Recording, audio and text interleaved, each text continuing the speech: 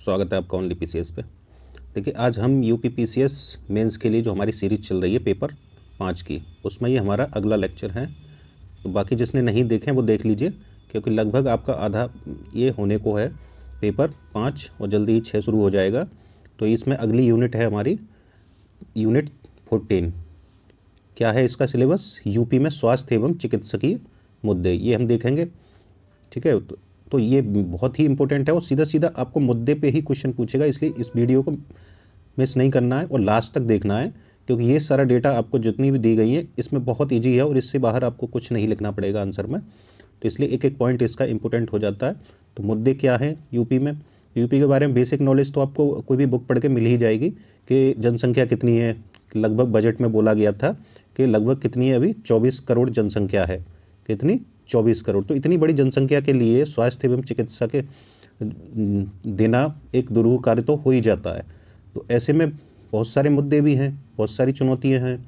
तो इनके लिए हम लोग देख लेते हैं और सरकार क्या क्या आगे प्रयास कर रही है, क्या क्या उपाय होने चाहिए। तो यही क्वेश्चन की एक डायमेंशंस होती हैं और यहीं से पूछता है क्वेश्चन। तो चलिए देख लेते हैं इसमें सबसे पहले चुनौतियाँ क्या क्या हैं यूपी में। चुनौतियों पर नज़र डाल लेते हैं। तो देखिए चुनौतियों में पहली है उच्च मातृ एवं शिशु मृत्यु दर। ठीक है, जिसे आप देखेंगे कि 167 प्रति लाख क्या है, उच्च मातृ मृत्यु दर है। ये कितनी है? 167। ये क्लियर नहीं थोड़ा सा, 167 है। और शिशु मृत्यु दर कितनी है?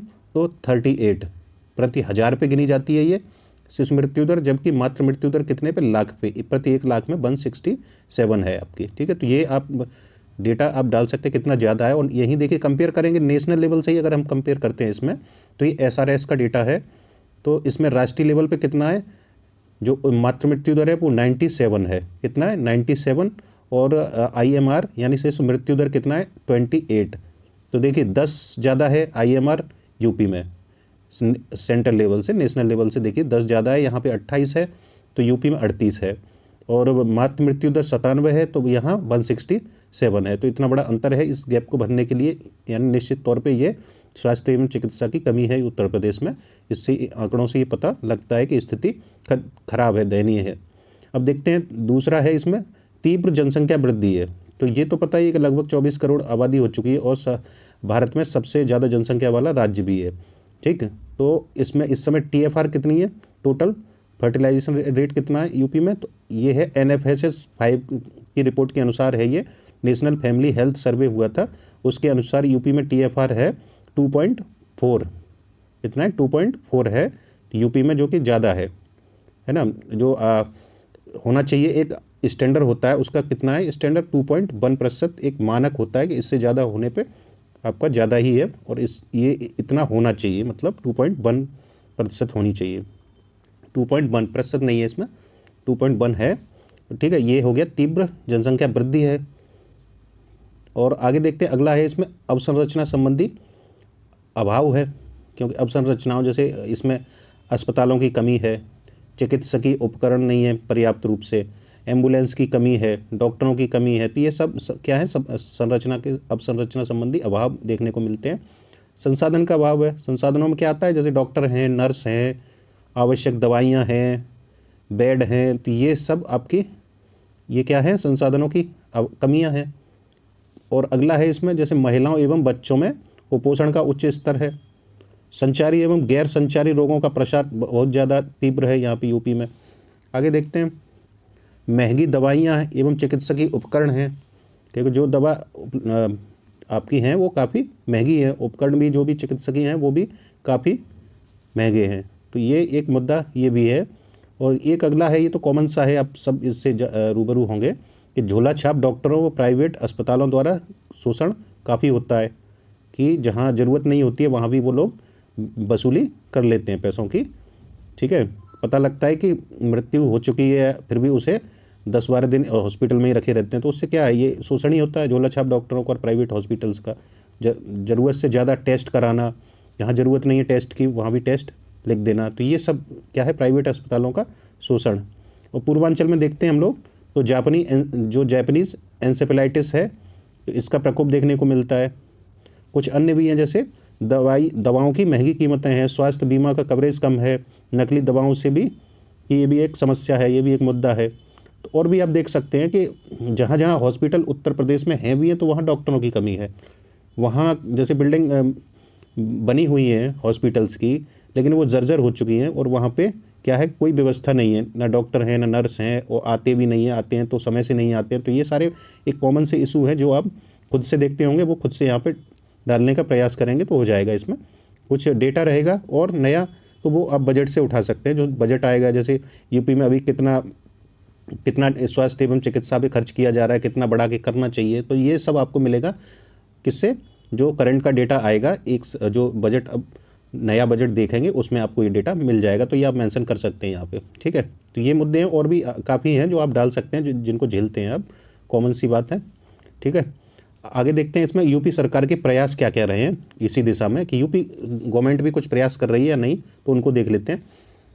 तो जिनमें देखिए यूपी सरकार द्वारा एक योजना चलाई गई, एक जनपद एक मेडिकल कॉलेज।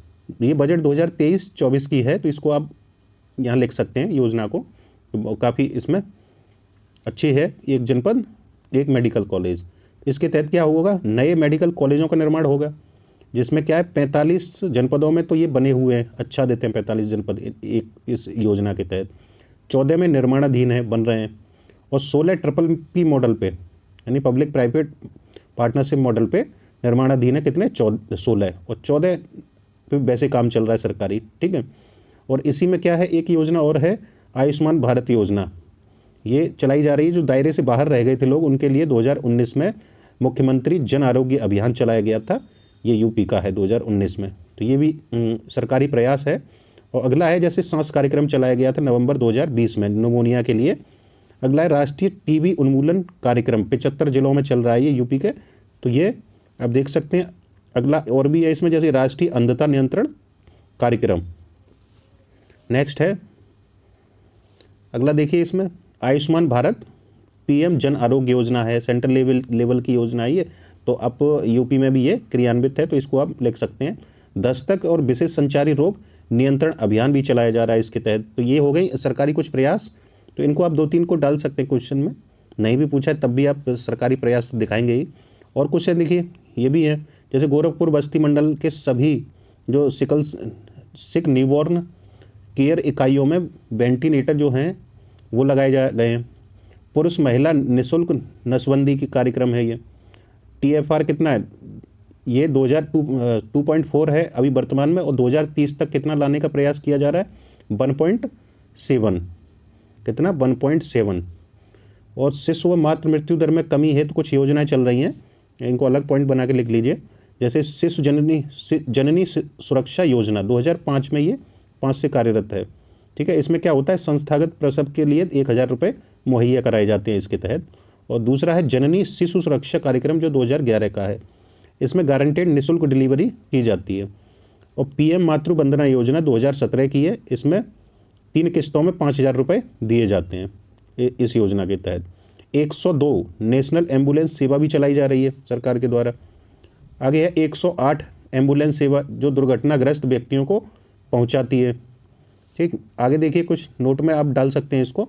नीति आयोग स्वास्थ्य सूचकांक 2021 जारी किया गया था, उसमें बोला गया था कि बिहार के बाद यूपी सबसे पिछड़ा राज्य है स्वास्थ्य एवं चिकित्सा के मामले में। तो ये नीति आयोग का सूचकांक है, इसको आप इंट्रोडक्शन से शुरू कर सकते हैं या कहीं भी आप इसको पॉइंट को डाल सकते हैं।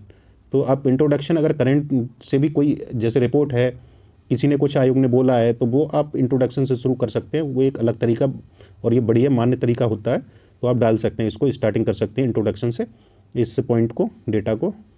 अगला देखिए TFR संबंधी कुछ योजनाएं चल रही हैं, जैसे परिवार नियोजन कार्यक्रम, इसका काम क्या है, नसबंदी संबंधी कार्यक्रम है इसका, परिवार नियोजन का। और मिशन परिवार विकास योजना 2017 से चल रही है। प्रत्येक माह की 21 तारीख, कौन सी 21 तारीख को क्या मनाया जाता है, खुशहाल परिवार दिवस। तो ये सब है, आप इन सबको, काफ़ी पॉइंट हो गए आपके पास, इनमें से 4 से 5 ही आप आंसर में लिख सकते हैं, बाकी तो ज़्यादा हो जाएंगे, लेकिन इनमें से वही आप देख लीजिए, इतना याद करेंगे तभी जाके बचता है कुछ। ये कुछ डायग्राम दिया है, इसको आप कहीं भी आंसर में बना सकते हैं, काफ़ी अच्छा है। देखिए TFR से संबंधित है, तो ये TFR में क्या है, तो ये देखिए सीधा सीधा आप कोई भी उठाइए, दोनों का एक ही है, किसी भी तरीके से आप बना सकते हैं इसको, ठीक। ये बार डायग्राम बहुत ज़रूरी होते हैं, इससे आंसर अच्छा लगने लगता है। TFR इधर है, तो देखिए स्टार्टिंग में 1992-93 में कितना था यूपी में TFR, तो कितना था 4.8, और वहीं 98-99 में 4 पहुंच जाता है, और 2000 कितना 2004-5-6 में कितना है, तो 3.8, ठीक है। और ये ईयर मेंशन नहीं है इसका, यहाँ पे 2.7 हो रहा है, ये पिछला वाला है 2011 के आसपास का, ये 2011-12 का है। और ये आपका 2019 से 21 में कितना हो गया, अब जो वर्तमान में है 2.4, ठीक है। तो ये आपका TFR का ये आप डायग्राम बना दीजिए, अच्छा रहेगा काफ़ी। ऐसे ही आप सिंपल इस तरीके से TFR में किस तरीके से गिरावट आ रही है ये आप बना सकते हैं। जैसे 4.8 था, फिर 4 हुआ, फिर 3.8 हुआ, फिर 2.7 हुआ, और अब वर्तमान में 4 है। जो NFHS की जो आई है रिपोर्ट, जैसे पहला हुआ था सर्वे, फिर दूसरा, तीसरा, और ये 5वें में ये 2.4 है, ठीक है। तो ये है आपका, इसको आप बना सकते हैं। आगे देखते हैं आयुष्मान भारत योजना, स्कोर देख लेते हैं। इसमें 2018 में चलाई, 18 से स्टार्ट हुई है रांची से। तो इसका क्या क्या काम है इसमें आयुष्मान भारत योजना में, तो विश्व की सबसे बड़ी स्वास्थ्य बीमा योजना ये तो, और गरीब परिवारों को बेहतर इलाज सुनिश्चित करना इसका उद्देश्य है। कुछ प्रमुख बिंदु हैं इसके, वो देख लेते हैं क्या क्या इसमें प्रावधान है। जैसे प्रत्येक लाभार्थी परिवार को प्रति वर्ष 5 लाख तक का निःशुल्क बीमा कवर दिया जाएगा। लगभग कितना 10.74 करोड़ गरीब व कमज़ोर परिवारों को, जो कितने हैं 50 करोड़ लाभार्थी हैं इसके, उनको शामिल किया गया है। माध्यमिक एवं तृतीयक देखभाल अस्पताल में इलाज की व्यवस्था है। सभी सरकारी अस्पतालों व चयनित निजी अस्पतालों में इलाज कराया जा सकता है। परिवार के आकार, आयु व लिंग पर कोई प्रतिबंध नहीं है इसमें, ठीक है। आगे देखते हैं, लाभ पूरे देश में पोर्टेबल है। ऐसा नहीं है कि आप एक पर्टिकुलर राज्य के निवासी हैं तो वहीं पे आप इलाज करा सकते हैं, तो पूरे देश में ये पोर्टेबल है। लाभार्थी को आयुष्मान कार्ड दिया जाएगा इसके तहत, ठीक है। आगे देखिए यूपी में क्या है, 1.2 करोड़ परिवार इसमें शामिल हैं। कितने 1.2 करोड़ परिवार शामिल हैं। और राष्ट्रीय बहुआयामी गरीबी सूचकांक का ये डेटा है। तो इसमें क्या है, यूपी में 3.43 करोड़ लोग इससे बाहर हुए हैं, और वर्तमान में कितनी है, ये 22.93% है, ठीक। तो ये देख लीजिए राष्ट्रीय स्तर पे कितना है, इसी सूचकांक के आधार कितना है, जो बहुआयामी गरीबी है तो 14.96%, 14.96% है। और 13.5 करोड़ इससे लोग बाहर हुए हैं गरीबी से। तो ये भी आप डाल सकते हैं इनको, क्योंकि गरीबी और स्वास्थ्य से सब ये आप आपस में एक दूसरे से इंटरलिंक्ड है मुद्दे, तो इनको एक दूसरे से आप जोड़ सकते हैं। नेक्स्ट देखते हैं अगला, आयुष्मान भारत डिजिटल मिशन, सितंबर 2021 में ये स्टार्ट हुआ था। स्वास्थ्य सेवाओं को डिजिटल माध्यम से जोड़ना, जो भी स्वास्थ्य सुविधाएं दी जा रही हैं उन्हें डिजिटली प्रोवाइड कराना इसका उद्देश्य है। इसके तहत देखिए हर नागरिक को आभा कार्ड दिया जाएगा। कौन सा कार्ड, आभा कार्ड। और वहीं उसमें कौन सा दिया जा रहा था, इसमें कौन सा था, आयुष्मान कार्ड। और यहाँ पे आयुष्मान भारत डिजिटल मिशन के तहत दिया जा रहा है आभा कार्ड, जो 14 अंकों का एक ID नंबर है। और नागरिक सुरक्षा में वैतनिक और अवैतनिक दोनों प्रकार के, ये सॉरी गलत लिख गया, कहीं दूसरी जगह की चीज़ें हैं, इसको आपको नहीं लिखना है, हटा दीजिए, ठीक है। तो ये आपका यहाँ तक कि कुछ इसमें योजना को आप डाल सकते हैं, आपको सीधा नहीं पूछेगा, लेकिन आप मेंशन इसको कर सकते हैं कि क्या क्या व्यवस्थाएं हैं, तो वो सारी चीज़ें हैं, ठीक है। तो ये इसमें पूरा यही था।